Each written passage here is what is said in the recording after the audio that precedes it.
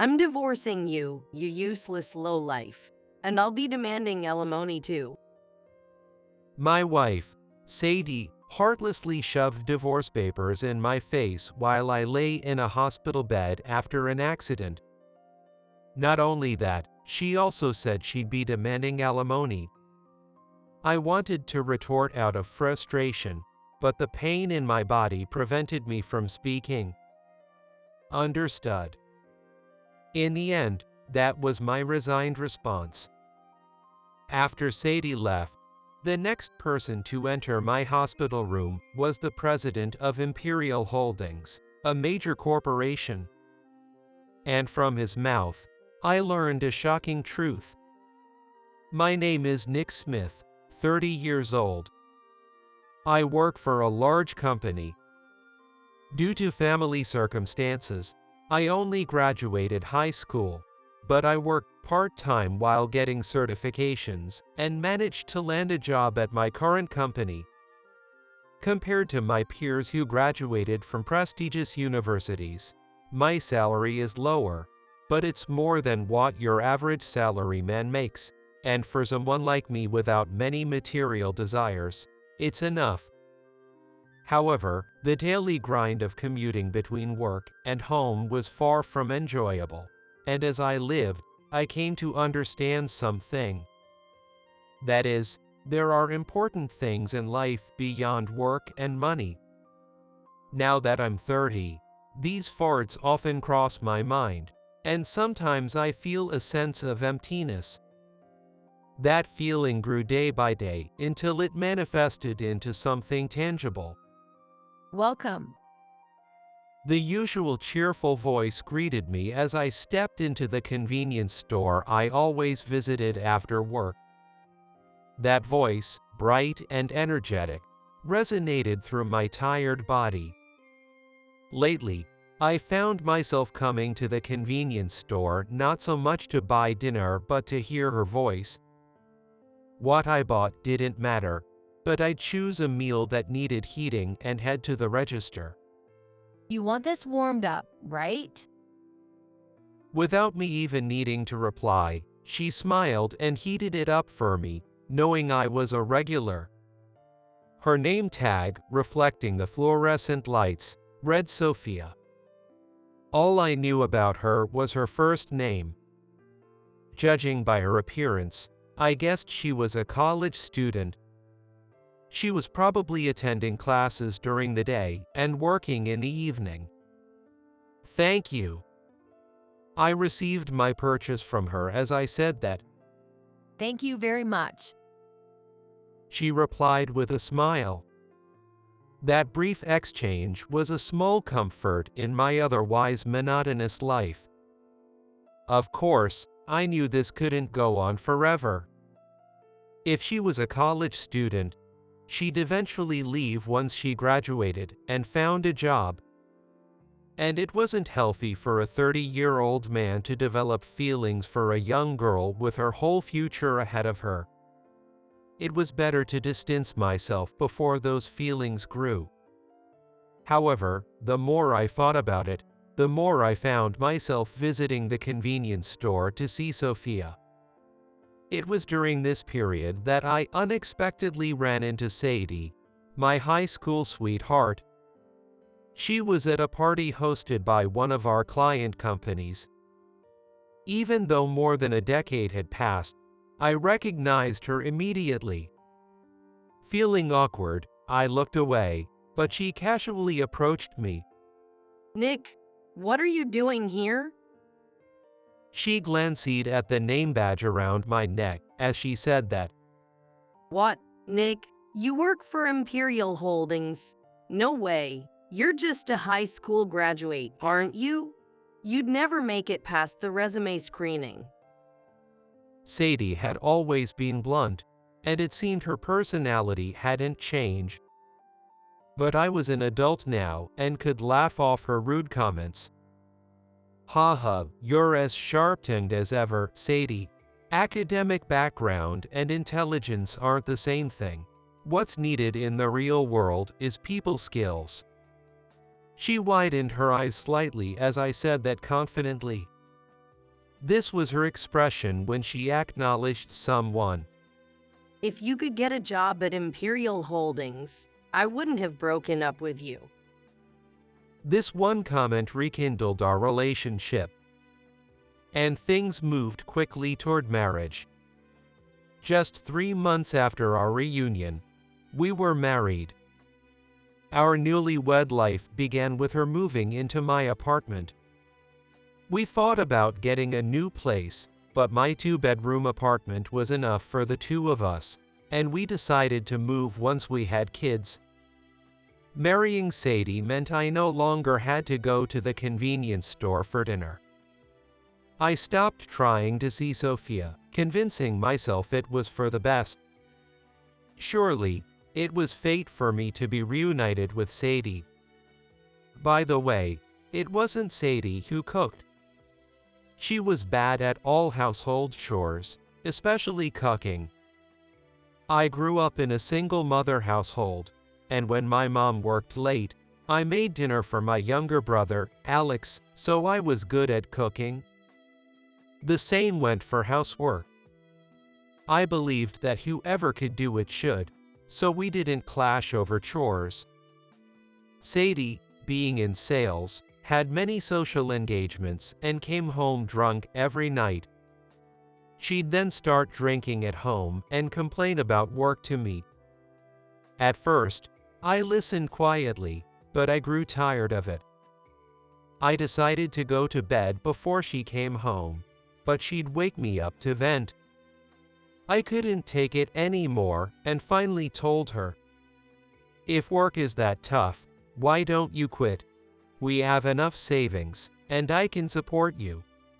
Really? You'll support me? She was reeking of alcohol as she said that. I nodded, rubbing my sleepy eyes.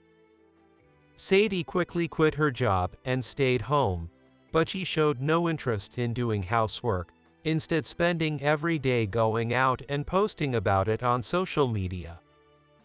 It was better than listening to her complaints every night, so I said nothing. However, her outings became more extravagant. Recently, she started going out in the evening and coming home late at night. Her spending also increased. She used to earn a decent salary, so it was understandable that she couldn't lower her standard of living. But she began buying designer bags and clothes and expensive wines, spending money like never before. I've heard that people under stress spend money recklessly. She was spending most of her salary like water. I began to worry that our marriage was causing her great stress. "Sadie, you've been spending a lot lately. Are you okay?" She glared at me and said, What? Do you have a problem with that?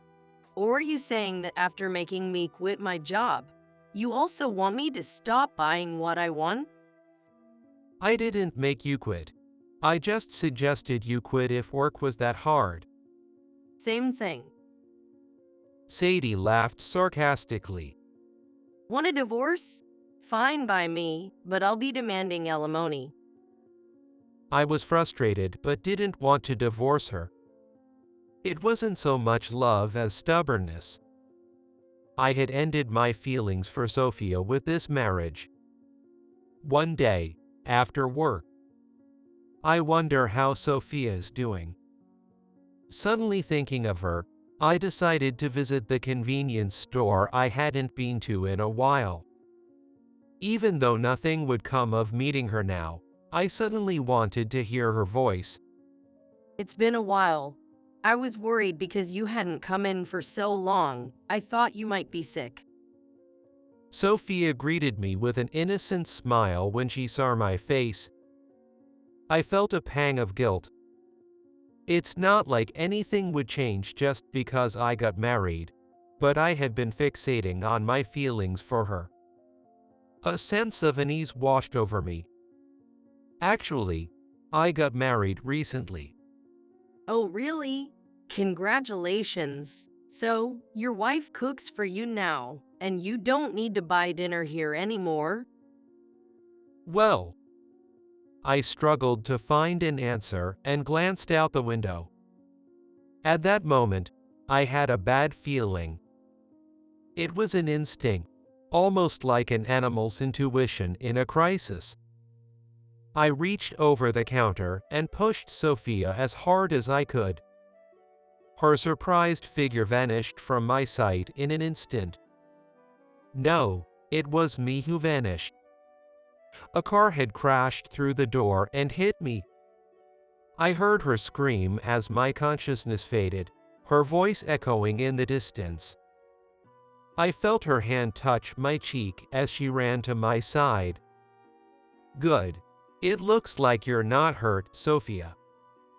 I tried to say these words, but they probably didn't come out. A wave of drowsiness overcame me, and I fell into darkness. When I woke up again, I was in a hospital bed. You're awake. Fortunately, your life isn't in danger. You were hit by a car that crashed into the store because the driver mixed up the gas and brake. You're really unlucky. Sadie was standing by my bed.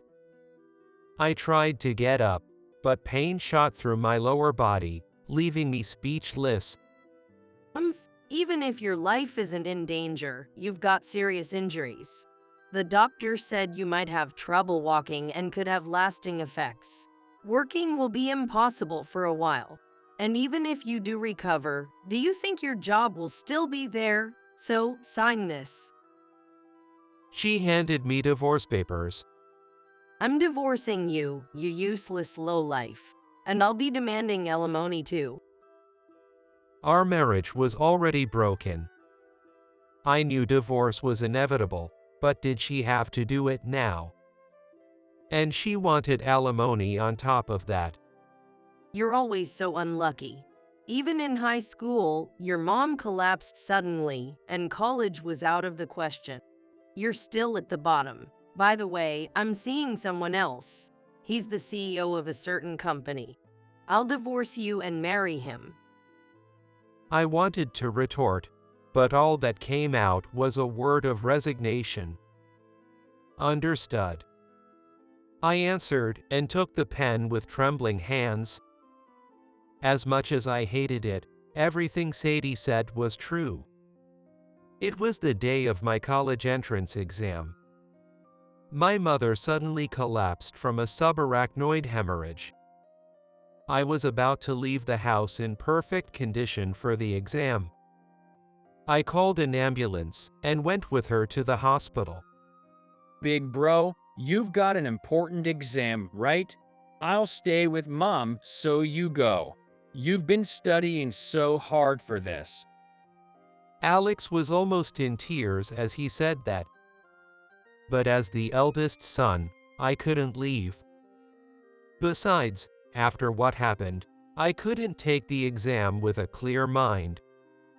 In the end, I stayed with my mother through her surgery.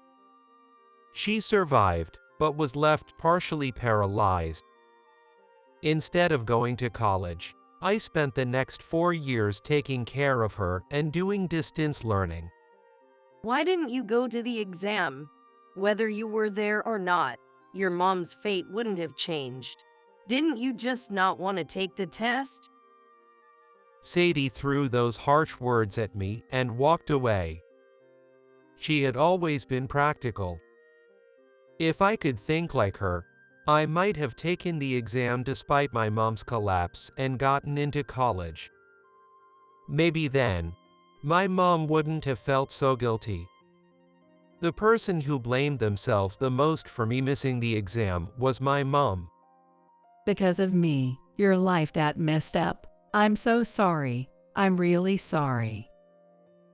She would always apologize while enduring her rehabilitation. Don't apologize like that. Just because I didn't go to college doesn't mean my life is ruined. I'll make things right, so watch me. With a determination to put my mom at ease, I pursued distance learning. It was tough, but being home allowed me to study in peace. Not having to go out meant fewer distractions, and I could learn at my own pace. My high school-aged brother, Alex, also helped take care of our mom. Thanks to him, the rehabilitation that was expected to take a long time ended sooner, and I believe it worked out for the best. Getting into a large company was partly because the CEO heard about how I studied while taking care of my mom and valued that. In fact, he said the company needed employees with strong perseverance like mine. I was convinced that enduring hardships would eventually bring good things. Humanity has developed such a rich culture because efforts are always rewarded. Even so, I couldn't hide my surprise when I saw the person who entered the room after Sadie left with the divorce papers.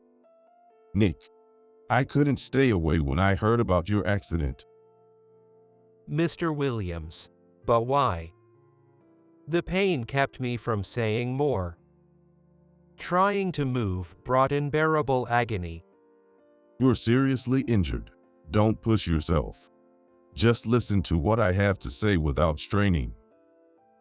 I nodded slightly. I am your biological father. What?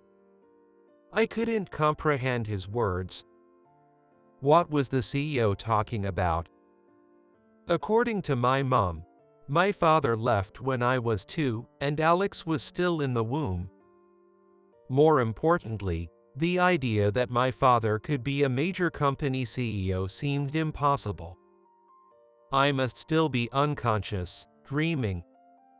Trying to confirm, I attempted to pinch my cheek with a trembling hand, but the searing pain throughout my body proved it wasn't a dream. I am sorry to surprise you at a time like this. Your mother made me promise to keep it a secret. My mom, what do you mean? I quickly asked. But another voice interrupted from the doorway. Nick, are you okay? Nick, oh, how did this happen? Alex and my mother, who walked in with a cane, had arrived. If what the CEO said was true, our entire family was now together. June. The CEO called my mom's name. Matthew. The way my mom looked at him was not how one would look at a stranger. It was clear they had a deep connection. However, Alex, who didn't know the situation, was left confused. What's going on here? Alex looked back and forth between my mom and Matthew, the CEO. Matthew continued talking. Listen to me. My current wife and I don't have children. When we pass away, the inheritance will go to you and your brother, and the position of CEO at Imperial Holdings. Wait a minute, I can't be a CEO. Seeing my family brought me some peace, and I finally found my voice. Besides telling me this now, is it because you feel guilty for ignoring us all this time? My mom went through a lot after you left. She worked too hard trying to raise us alone. I looked at my mother, leaning on her cane, supported by Alex. That's why she collapsed and ended up with a disability. Do you think we'd be happy if you suddenly claimed to be our father? It's too late for that. And you only come after I have an accident. Unlike when I was talking to Sadie, my mind was clear now.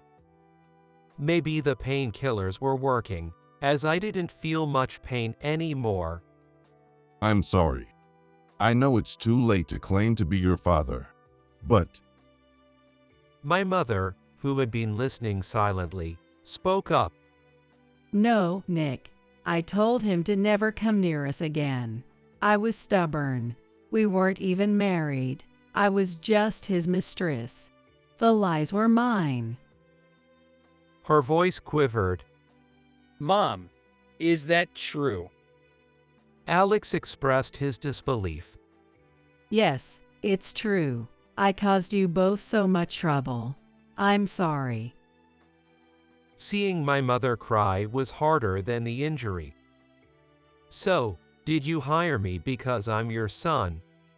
No, your hiring was decided by the HR department, and they didn't know you were my son. They'd be shocked if they knew. That relieved me. I had made it into the company on my own merits. I'm not someone who needs rescuing. I've proven myself by making it this far. Besides, my net worth is $50 million. Everyone in the room looked stunned. Even my mother, who had been crying, stared at me in surprise. Nick, what are you talking about? Did you hit your head? Maybe you should get another checkup. Alex was worried as he said thoughta. Alex, I'm completely serious. I never told you, but I've been trading Forex for the past 10 years. I started small, every cent mattered back then, but that pressure became my driving force. Even after explaining, my mother and Alex remained stunned. They're not familiar with financial trading. Wait, you built a $50 million fortune through Forex at your age in just 10 years. That's unbelievable. Matthew was pale-faced as he said that. Being young helped me succeed. But it wasn't fun, it felt empty. I thought seeing the numbers in my account grow would make me happy, but it didn't. I remembered Sophia's voice and smile at the convenience store. She meant more to me than any amount of money. By the way, about Sophia. Is she okay? I blurted out her name. I vaguely remembered confirming her safety before losing consciousness, but I wasn't sure. Just the thought of something happening to her made me anxious. Nick, don't move. You need to stay still. Alex rushed over as I tried to get up, groaning in pain. Then I heard that familiar, soothing voice. Nick, you're awake. Thank goodness. Sophia entered the room. She didn't seem to have any major injuries. I sighed with relief. Thank goodness you're okay, Sophia. She rushed to my side with a pained expression. You saved me and ended up like this. How could I ever apologize? Are you all Nick's family? He protected me with his life. Without him, I don't know what would have happened. You're not my brother's wife, right? Alex asked hesitantly. I couldn't help but raise my voice. No way. Sophia is a clerk at the convenience store. By the way, my wife Sadie was here earlier and then left. It wasn't unreasonable for Alex to be confused. We had rushed into marriage without properly introducing each other to our families. Sadie had a strange relationship with her parents and refused to meet mine. In modern times, marriage is only a matter for the couple. That was her reasoning. So, we didn't even have a wedding. I only told my mom and Alex that we were officially married, but never got around to introducing them. And now she wants a divorce. She doesn't want to take care of an injured man. No, it's my fault. Sophia's voice was filled with sorrow, and I smiled gently at her. It's not your fault. Our marriage was already falling apart. Sadie had someone else she wanted to marry. Whether the accident happened or not, we were destined to separate.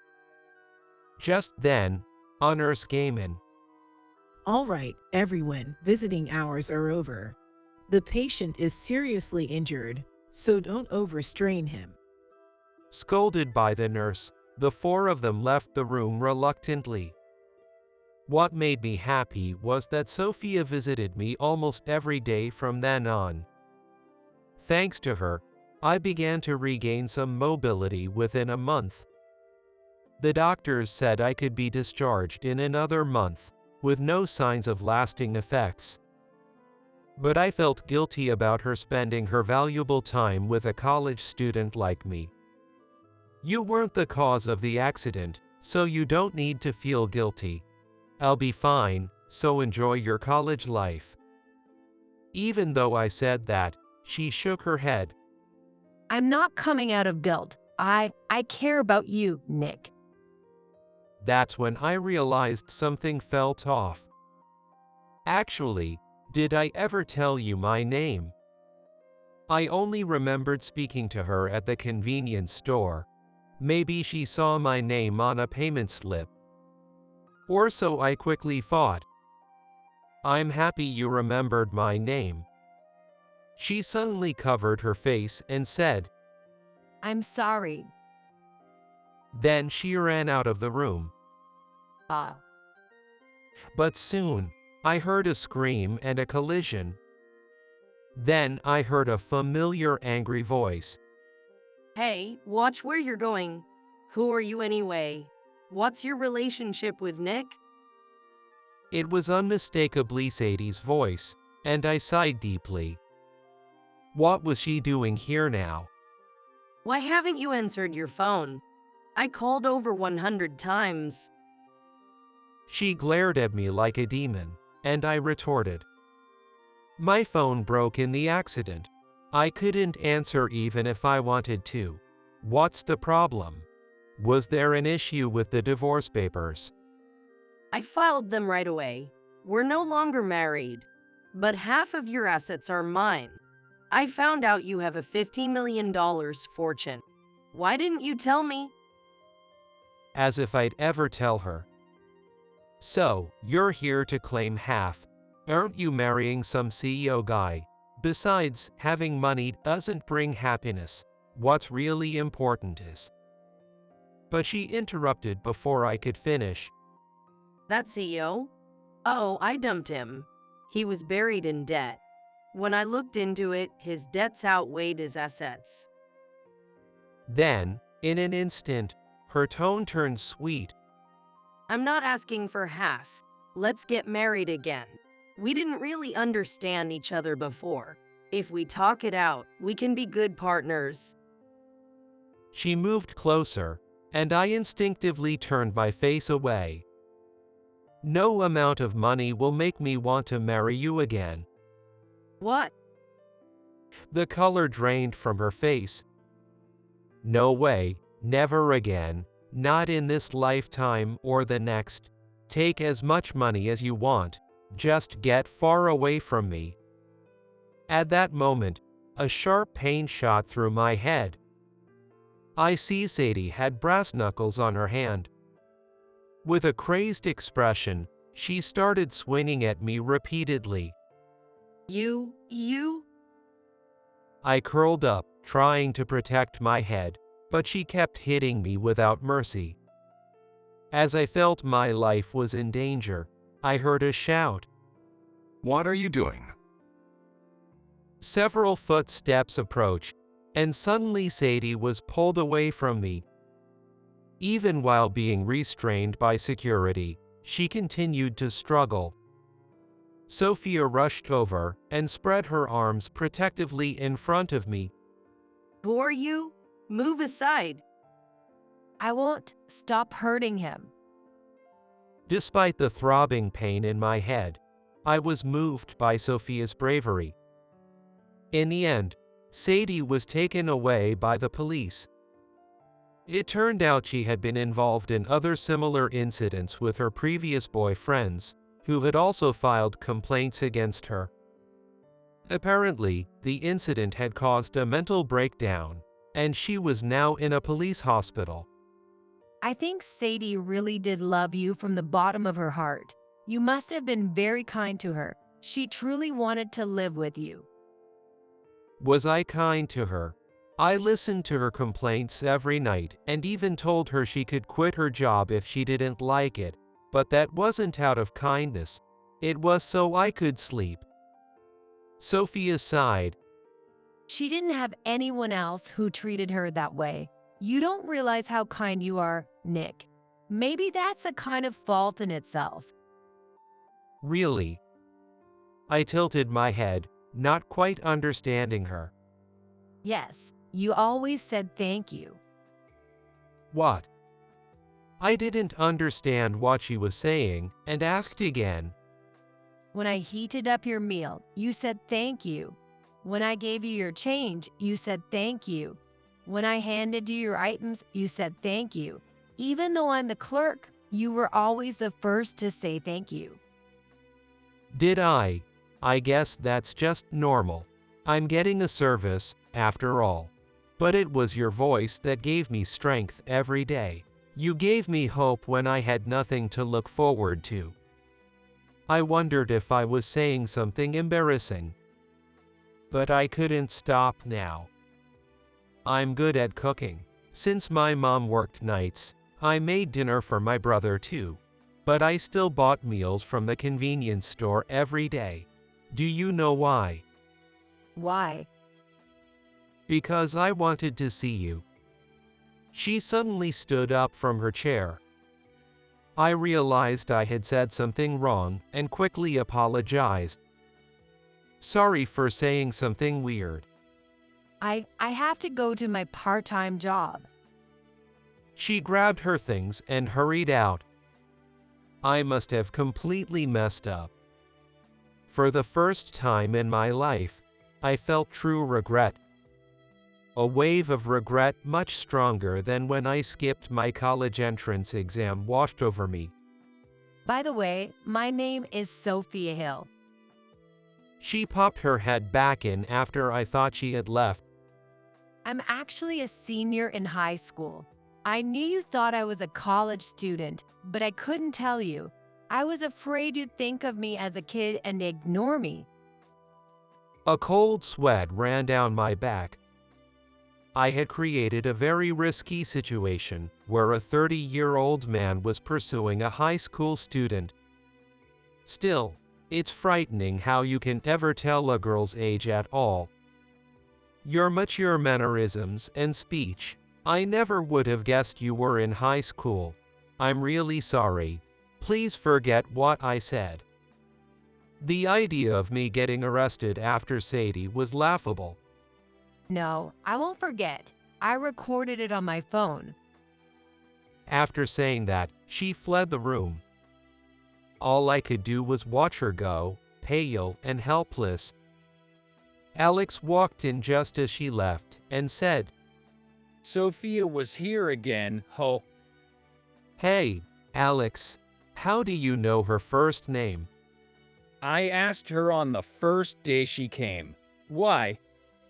He answered nonchalantly. She's still in high school. I scolded him. But Alex remained unfazed. I know, she's in the art club at her high school. Balancing a part-time job and club activities, high school girls these days have it tough. Why didn't you tell me sooner? Alex froze in surprise at my reprimand. After a moment, he started grinning and said, Big bro, don't tell me. Hey, stop imagining weird things. My voice echoed through the hospital. Sophia and I finally became a married couple 3 years later. She turned 20 and is now attending an art university. I thought her parents would never allow a man in his 30s to marry their daughter while she was still a student, but it turned out to be the exact opposite. Her parents were overjoyed about our marriage. Of course, saving her during the convenience store accident must have raised her parents' opinion of me. At our small, family-only wedding, my mom, Alex, and even the busy Matthew managed to attend. No matter what you think, you are a dear son to me. Your happiness is what makes me happiest. Matthew said that to me.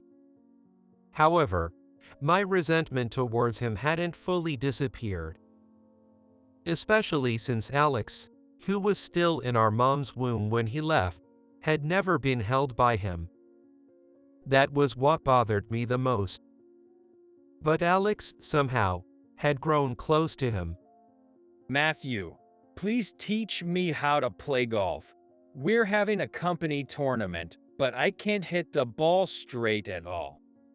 All right, let's do it. Despite how I look, I was once called a semi-pro in my younger days. Watching them talk happily, I felt a mix of emotions. Alex really has a talent for getting along with everyone. I nodded at my mom's words. It's surely thanks to his boundless cheerfulness. He always lifted my spirits. By the way, don't you think Sophia and Alex are alike? Yes, that's probably why you were drawn to her. And My mom suddenly chuckled. What? Did something funny happen? I just think you and your father are quite alike. What?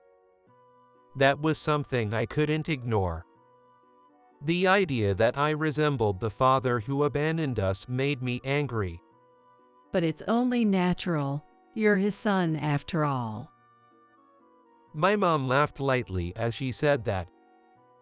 Then Sophia came running over. June, let's take a photo together. She flashed her usual bright smile at my mom. Oh, I'd love that. Standing before the camera Alex held, they looked like a real mother and daughter. Seeing them like that filled me with immense happiness. I had finally found a treasure that was priceless and irreplaceable.